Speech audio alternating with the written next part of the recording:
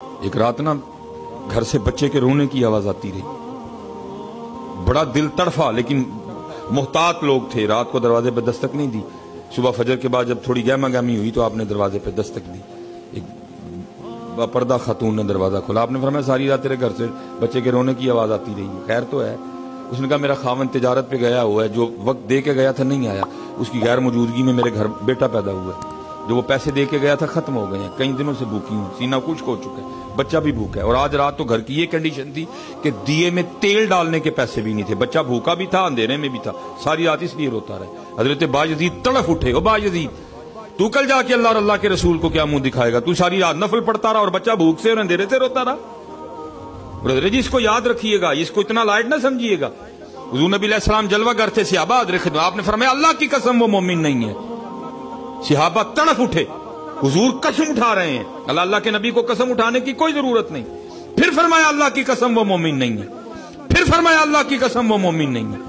صحابہ رو کے عرض کرتے ہیں اللہ کے رسول وہ کون ہے جس کے لیے آپ 3 بار قسم اٹھا کے کہہ رہے ہیں وہ مومن نہیں ہے؟ آپ نے فرمایا وہ شخص جس کے کسی کام کی وجہ سے اس کا ہمسایہ پریشان ہو۔ آپ اسی وقت بازار گئے، سودا سلف خریدا، لا کے اس کو دیا، فرمایا میں بھی دھیان رکھوں گا، تجھے ضرورت ہو تو بھی پیغام بھیج دیں گا۔ خامد واپس آیا، ظاہر اس کو پتا تھا میں لیٹ ہوں، اس نے آتے سب سے پہلا سوال یہ کیا کہ پریشانی تو نہیں ہوئی؟ اس نے کہا بس 1 دن اور 1 رات ہوئی، پھر نہیں ہوئی۔ اس نے کہا 1 دن اور 1 رات ہوئی، پھر کیوں نہیں ہوئی؟ اس نے ساری بات بتائی۔ اور وہ کہتا ہے اب چلو میرا بھی حق بنتا ہے کہ میں حضرت باجزید کا شکریہ ادا کروں۔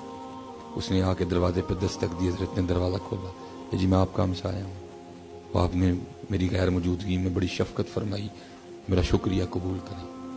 اب آگے سے اس کو کہتے ہیں شکریہ چھوڑ، یہ بتا وہ جو بچہ ساری رات روتا رہا اس پہ تو نے مجھے معاف کر دیا؟ وہ آگے سے کرتا ہے حضرت آپ کیسی بات کر؟